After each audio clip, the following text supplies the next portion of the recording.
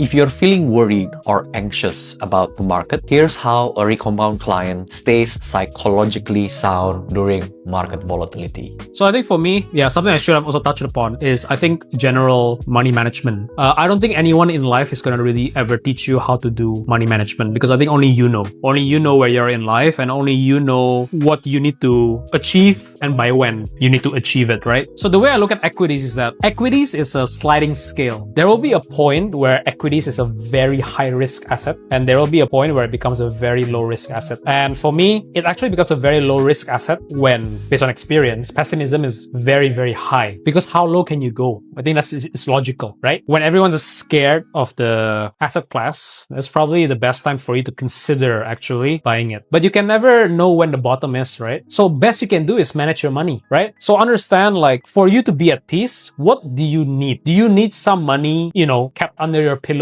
for safeguard? Do you need some money maybe put in just deposits for you to always have cash, right? If that's the case, then you need to practice some sort of financial discipline, right? When you want to buy, if you don't have money outside of what you have set aside for psychological safety, then you don't buy, right? Same, when it starts going up one day and you feel like there's a need to FOMO, ask yourself, right? Are you willing to risk that psychological buffer? And I think the answer should always be no, For some people, they're okay with having 95% equities and then 5% cash. You'll see a lot of these examples online of people claiming that that's what they're doing. And I believe that's what they're doing, But you don't know where they are in life, and you also don't know how psychologically sound they are and the kind of experiences they have. They might have lost a lot already. So they know exactly what to expect, and they know how to detach. If you don't know how to detach, then you need to find your own psychological safety net, right? And for me, one of the things I've done also was just setting aside some cash always. Do I ever use that cash, to be honest? No, never. But you just always assume that,